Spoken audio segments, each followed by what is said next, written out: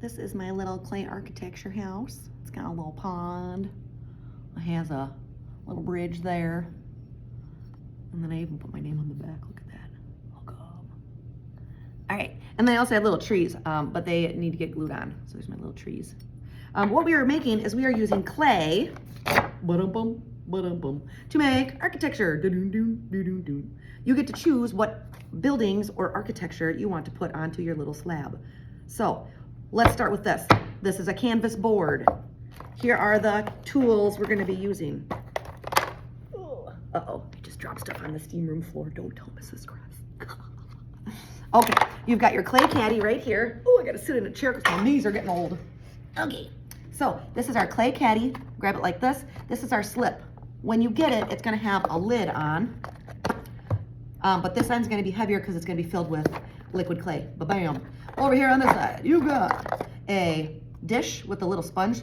This one's dry. This one was full of water. No, it's on the steam room floor. Don't tell Mrs. Chris. You're gonna put a little bit of water in here, and then when you touch this with your finger, you can smooth out your clay. All right, next. Tools. This is a rib. This rib is used to smooth your clay. The other side of it is rounded, so maybe if you're making a bowl, you can smooth the inside of the bowl. We've got a plastic knife right here that's used to choppy or add texture.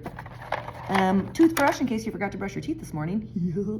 Or you can use it to go like this or to poke in like this to give texture. We also have a loop tool. That's how I made my little pond right here, as I took this and I gouged in there. Gouge. So that is to make chunks come out of your clay. There are tiny loop tools in some containers that are even smaller than this. So this is just the biggest one that we got. And then we have, over here, we have a needle tool and a pencil in your caddy. Needle tool is very sharp. Please be very careful with that. I don't want anybody getting hurt. And then the pencil as well. This needle tool can cut your clay, and it can draw on your clay or give it texture.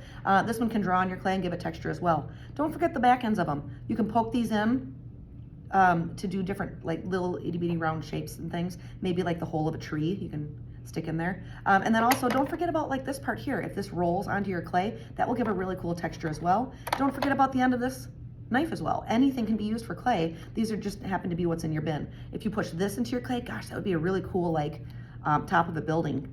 If you push this in, like the top wall. I don't know, just thinking out loud. Okay, let's get going. So this is your slip. Leave that in the caddy so it does not tip over because they're gonna be really liquidy and gross. So you're gonna get your chunk of clay on your canvas board. Bam, here we go. What we need to start with first is a slab of clay. This right here is your slab. I chose to do mine round. You can do yours square if you'd like. Totally up to you. But this is about the size it's going to be. It's just a miniature thing. It's not a big thing at all. So take your clay, rip it in half. Bam, put half of it aside. Take this clay and you're gonna do is it Backstreet Boys? Bye, bye, bye. Mrs. H, Mrs. H. Is it Backstreet Boys, Mrs. H? I think so. Bye, bye, bye. Anyways, so take your clay, bye, bye, squeeze, turn, squeeze, turn. And what we're trying to do is make this into a slab of clay. Once it gets to be about this, I can set it down and I can smooth it. I could use my rib tool to smooth it. And right about now, I could go grab a rolling pin. I'll show you where those are at. Look at Miss Hookham, she's gonna point at them. You can pound it with your fist a little bit. You want it to be as thick as your finger. So hold your finger up. Your slab should be as thick as your finger. That looks pretty good. If it is skinnier than this, it'll be fragile and break. And if it is fatter than this or too thick, it will not dry out enough to get into the kiln, okay? So there's that. To make mine rounded, I just used this lid and I traced it and cut it out. And then do you see how much it shrinks? It shrinks a little bit. So see the lid is just a little teeny bit bigger around. That's how much your clay shrinks. Because this clay has water in it. This no longer has any water in it. This has water in it, so that's how we can smooth it and smoosh it and do all of our stuff with it. So I'm gonna make this just a teensy bit bigger. There we go. Take your pencil, hold this on top. You're just drawing the top. You're not cutting it yet. Just draw the top. There, I've drawn the top. Put that back. I can grab my little old needle tool if I can find it. There we go. There's my needle tool. Now I can cut around that.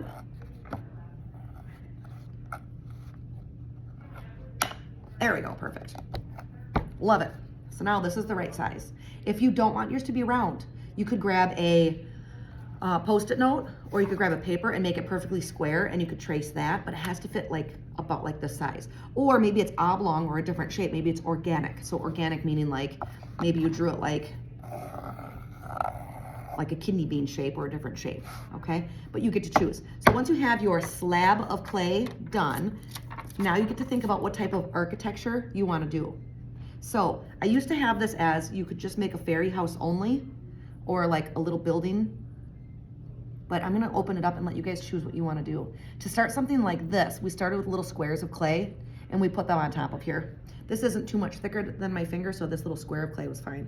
So go back to your chunk of clay and grab, just kind of rip off a piece. And I would say start by forming that into the shape of your first building. So taking your fingers, make it into like a square. And I could tap my clay, tap, tap. Turn it this way, tap it. Clay takes a lot of time. So if it's not forming into a square right away, just be patient. Use your thumb to smooth one side, use your thumb to smooth the other. Use your fingers to pinch it. Some of you are gonna really, really love, love, love clay, and some of you are gonna be like, it's a little bit messy, I'm not sure if I'm digging it. But at any rate, clay is super fun. So now I have like a building. Let's say I wanna make this into Starbucks, maybe, I don't know. And I want a roof on top of here. You could either do additive sculpture, or you can use your fingers to pinch and move stuff around. If I wanted to do additive sculpture, I would grab another chunk of clay. I'm gonna form the roof of this. I'll tap this down, and then I'm gonna pinch the top of it into a triangle shape. I'll flatten these edges and then make these triangle. And it's all just kind of experimenting and seeing what is working. Ooh, I'm gonna take this for the roof. Oh yeah, look at that. And then I'll do the other side. Oh yeah. All right, so now when I put this on, look at that, you got like a little house or hut or something. To make these two things stick together, you absolutely have to score and slip to make it stick. If you do not score and slip to make it stick, I promise you the pieces will fall apart. They'll go in the kiln, they'll fall apart, okay? This one I had little toothpicks in there to hold them, and then the toothpicks burnt out, which I knew was gonna happen, and that's okay. But they were just there to make it stronger. So let's say I'm ready to put my building on here and my roof on here. I'm gonna take my needle tool and score. That means to scratch into the clay, or I can use my pencil. It does not have to be nice and neat. Look how messy that is. Then I have to score this part. This one is a teensy bit bigger than my finger, but that's okay. See, it's a little teeny bit wider than my finger. I will just let your buildings dry out a little bit longer than necessary to make sure that they're not gonna blow up. Dip your finger into your slip right here. I just dipped right in. Grab a gunk. Put that on the bottom of your house. Go to your slab of clay. Boop, stick it on. And when I put it on, I push and I twist a little. Push, twist. Okay? I have to score my roof on. Score. Slip. If you don't like to touch the slip, grab your knife and pretend like you're just getting some butter for your bagel. So I just dipped in butter. Boop. You don't want too much slip because then it will get too messy. Score this side. Push and twist a little. So push and twist. If you'd like to smooth these together like this end, you can either use your finger to smooth, or you can use a rib to smooth. You can use these to add details, like maybe this is a big door over here. I have a big door, okay? And then we'd keep on going from here. So I would for sure suggest do the slab first, then do your bigger buildings, and then do the smaller details, and last the texture, okay? If you start doing too many little details and you don't have the big stuff done, it will dry out too fast and you won't be able to finish your project. So work from big to medium to tiny. So like next I would do the trees or other things. So I might have like a couple of buildings on here depending on what you're making. So think about maybe McDonald's drive-through, maybe a house, maybe a library, maybe a garden. Ooh, a garden with like a little garden shed, and then there's flowers out here. Maybe a school, maybe a zoo and you have animals. Ooh, that would be cool too. So anyways, we're working on architecture, and here we go. So grab your canvas board, grab your clay caddy, start with a slab of clay. You're gonna grab your chunk of clay, rip it in half, make a slab, okay? Have fun.